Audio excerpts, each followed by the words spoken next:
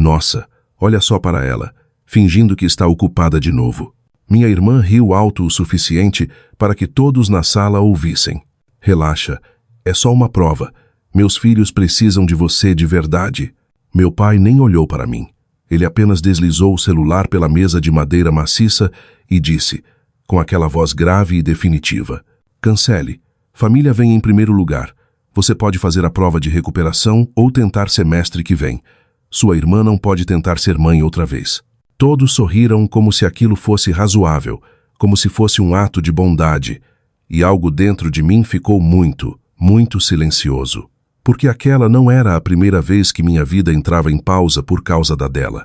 Mas era a primeira vez que me pediam para apagar algo que tinha o meu nome, o meu futuro, carimbado em tinta preta no comprovante de inscrição que eu carregava há meses como uma promessa frágil. Oi, pessoal. Meu nome é Mariana. E na minha família eu sempre fui a confiável, a quieta, a que se adaptava.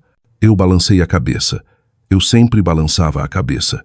Eu cuido das crianças, eu disse baixinho, com os olhos fixos na minha xícara de café com leite, para que eles não vissem o fogo que queimava atrás deles. Minha irmã Letícia recostou-se na cadeira, satisfeita. Viu?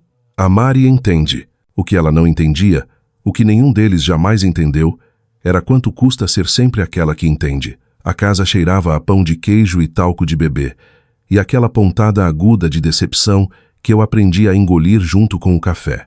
Letícia começou a listar os horários. Soneca, lanche da tarde, qual desenho da TV mantinha o caçula calmo. Meu pai acrescentou: certifique-se de não sair de casa. Não queremos surpresas. Surpresas. Como se eu já tivesse sido imprevisível algum dia. Subi para o meu quarto, fechei a porta e sentei na cama com o celular nas mãos, encarando o endereço do prédio da universidade como se fosse um portal secreto. Minhas mãos tremiam, não de medo, mas de clareza. Arrumei minha mochila devagar. Calculadora RG, comprovante de inscrição.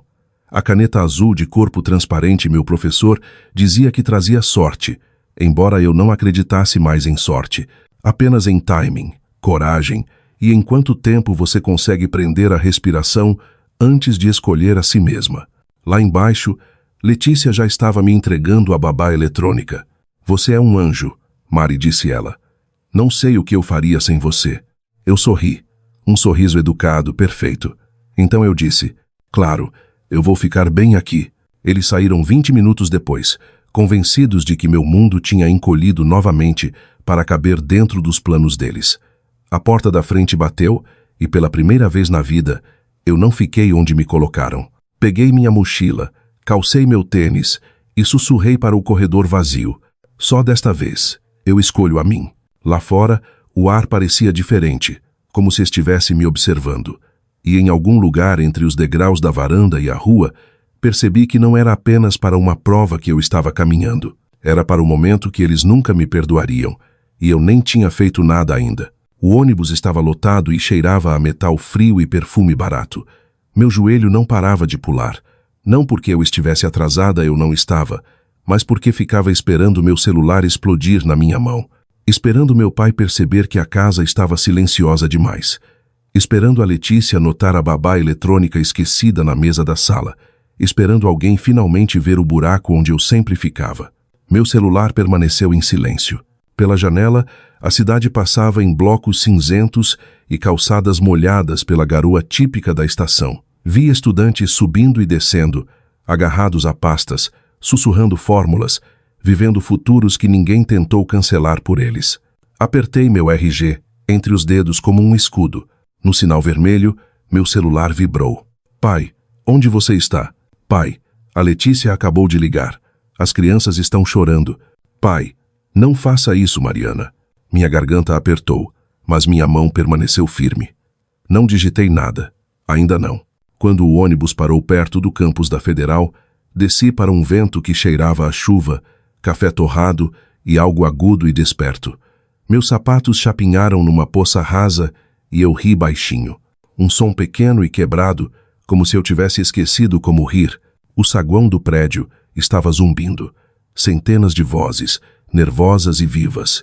Sentei-me na terceira fileira do meio, exatamente onde planejei semanas atrás. Coloquei minha mochila no chão, e então meu celular acendeu novamente. Mãe, sua irmã está em prantos. Mãe, como você pôde sair quando precisavam de você? Mãe, não foi essa a filha que criamos. Essa doeu. Não porque fosse verdade, mas porque era quase verdade. A fiscal de prova limpou a garganta e disse: celulares desligados, bolsas embaixo das carteiras, documentos sobre a mesa. Deslizei meu celular para dentro da mochila, com o coração batendo tão forte que eu tinha certeza de que a garota ao meu lado podia ouvir. Por um segundo, a culpa tentou me arrastar de volta. O velho reflexo, a velha coleira. Então as provas pousaram na minha mesa. Meu nome estava impresso no topo e, de repente, eu não estava pensando em crianças chorando ou pais zangados ou na vida perfeita da Letícia que eu continuava sustentando como um andaime. Eu estava pensando em tudo o que eu havia construído silenciosamente nos cantos, para onde eles nunca olhavam. Canetas riscando, páginas virando, o tempo avançando sem pedir permissão. Na metade da prova, me senti mais leve, não feliz, não segura, mas real. Quando terminou, minhas mãos estavam dormentes, minha cabeça girava e meu peito parecia ter finalmente tomado fôlego completo depois de anos debaixo d'água. Fora do prédio, a luz do sol rompia as nuvens em linhas finas e douradas. Peguei meu celular, 37 chamadas perdidas e uma mensagem no WhatsApp que fez meu estômago despencar. Letícia, se acontecer algo com meus filhos, a culpa é sua. Meus dedos pairaram sobre a tela. Então abri a câmera, virei para a placa da universidade atrás de mim e tirei uma foto. A prova de que eu tinha escolhido algo que eles nunca escolheram por mim. Eu ainda não a enviei, porque não tinha percebido que eles já estavam construindo a história onde eu era a vilã. E eu estava prestes a dar a eles a imagem para ilustrar isso.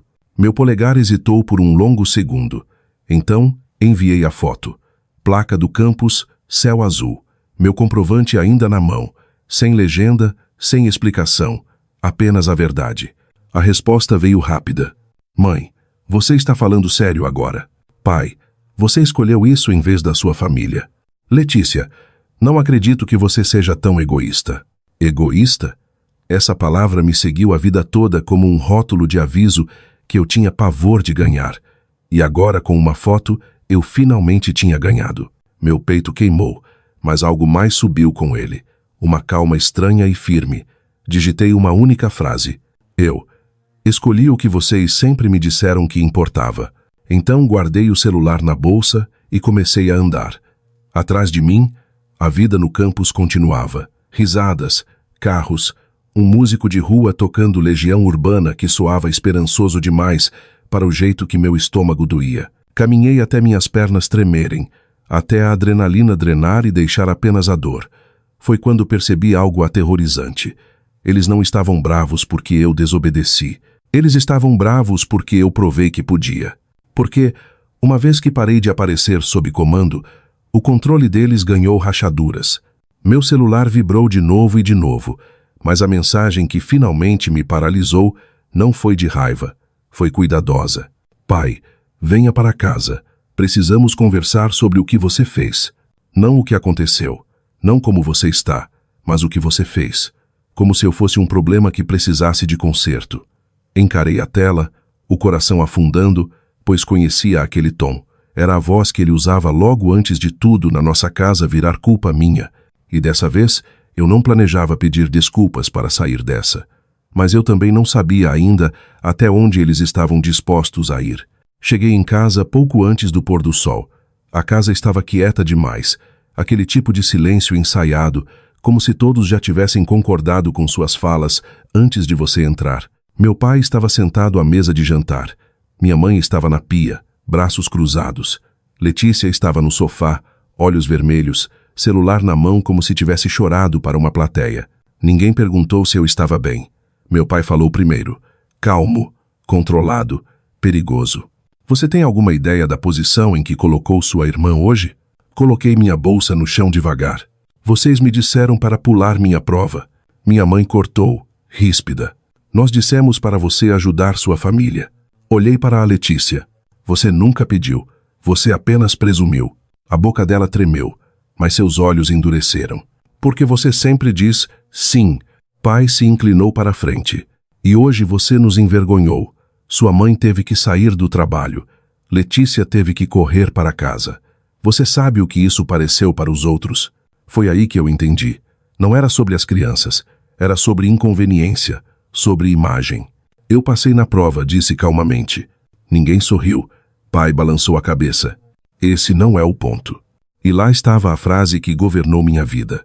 Não é o ponto. Minhas mãos se fecharam em punhos. Então qual é o ponto? Que eu fique disponível.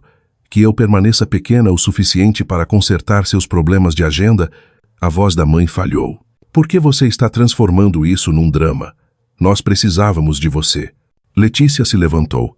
E agora, o pai está dizendo que talvez eu não deva deixar você perto das crianças, porque claramente você não se importa. As palavras bateram mais forte do que gritos. Não apenas culpa, mas punição. Senti algo mudar no meu peito. Algo frágil se partindo.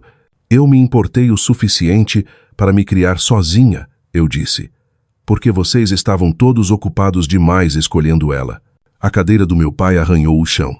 Já chega. Ele apontou para as escadas. Você deve um pedido de desculpas à sua irmã. Agora, por um momento, eu quase dei. A memória muscular é poderosa. Mas então eu vi claramente. Se eu pedisse desculpas, hoje se tornaria a prova de que meu futuro era sempre negociável. Ergui o queixo. Não. A sala ficou mortalmente silenciosa. E nesse silêncio, percebi que essa família nunca aprendeu a lidar com uma versão de mim que não se curva. O rosto do pai mudou. Não raiva, cálculo. Se você vai viver nesta casa, disse ele devagar, você segue as regras desta família. Mãe acrescentou, mais suave, mas tão afiada quanto. E famílias fazem sacrifícios. Eu ri uma vez. Escapou antes que eu pudesse impedir. Não foi engraçado, foi cansaço. Então é isso, eu disse. Minha educação é opcional, mas a conveniência da Letícia é lei. Letícia cruzou os braços. Você está se fazendo de vítima. Ninguém te forçou a ficar aqui todos esses anos. Aquilo aterrissou pesado, mas era meio verdade e meio cruel. Pai se levantou. Talvez seja a hora de você aprender quanto custa a independência de verdade. Ele caminhou até o armário do corredor e tirou um envelope pardo. Meu nome estava nele. A documentação da minha bolsa de estudos. Os papéis que eu implorei para ele enviar pelo correio meses atrás. Os que ele prometeu que já tinham sido enviados. Meu estômago despencou. Eu não enviei isso, disse ele. Estava esperando até você mostrar mais comprometimento com esta família. Minha visão embaçou. Você usou meu futuro como chantagem? Mãe sussurrou. Nós só queríamos que você priorizasse o que importa. Algo frio se instalou no meu peito. Eles não tinham apenas me pedido para perder uma prova. Eles estavam controlando meu caminho o tempo todo. Peguei o envelope, mãos tremendo. Vocês não decidem mais a minha vida. A voz do pai endureceu. Então não espere nosso apoio. Olhei para cada um deles, para as pessoas que me criaram para ser útil, não amada. E naquele momento eu soube que isso não era sobre babá, era sobre posse. E eu estava farta de ser algo que eles achavam que possuíam. Não chorei, não ali, não na frente deles. Peguei o envelope, virei as costas e caminhei para o meu quarto com a coluna reta e as mãos dormentes. Lá dentro, tranquei a porta e escorreguei contra ela, respirando como se tivesse corrido quilômetros em vez de cruzar o corredor. Aquela palavra continuava ecoando. Abri meu notebook com dedos trêmulos e entrei no portal da universidade, já sabendo o que encontraria. Status da solicitação. Incompleto. Documentos faltantes. Minha garganta fechou. Então vi o prazo. 00:30. Faltavam 3 horas. Limpei o rosto. Escaneei cada papel naquele envelope. Fiz upload dos arquivos. Digitei até meus pulsos doerem. Quando a tela de confirmação finalmente apareceu, pressionei minha testa contra a mesa e sussurrei. Por favor. Do lado de fora da porta, ouvi a voz da Letícia. Ela está sendo dramática. Ela sempre faz isso quando não consegue o que quer. Sorri entre lágrimas. Porque, pela primeira vez, eu não estava fazendo isso para que eles notassem. Meu celular vibrou. Número desconhecido. Atendi. Oi, aqui é da assistência estudantil da universidade. Recebemos seu pedido de alojamento emergencial. Emergencial? Eu não pretendia que soasse tão ruim, mas não a corrigi. Sim, eu disse. Eu posso ir hoje à noite. Quando abri minha porta com a mochila nas costas, meu pai pareceu chocado. Você vai embora mesmo? Encontrei os olhos dele. Calma. Clara. Eu já fui, respondi. E dessa vez, ninguém me disse para voltar, mas eu podia sentir. Eles não tinham terminado comigo ainda. O corredor do alojamento cheirava a produtos de limpeza e vidas recomeçando. Alguém ria atrás de uma porta. Outra pessoa chorava. Parecia estranho como o mundo continuava normal, enquanto o meu estava quebrando e reconstruindo ao mesmo tempo. Larguei minha mala na cama estreita e finalmente me permiti respirar. Então meu celular acendeu. Não era o pai, não era a mãe. Letícia. O pai disse que se você não voltar e pedir desculpas, eles vão te cortar completamente. Sem mesada, sem casa, sem família. Encarei a palavra família como se estivesse escrita em uma língua que eu não falava mais. Vocês já escolheram quem importa. 3 pontinhos apareceram, desapareceram. Então, Letícia, você sabe que eu não pedi por isso. Você poderia ter apenas ajudado, como sempre. Como sempre. Lá estava de novo. A expectativa de que minha existência era um serviço.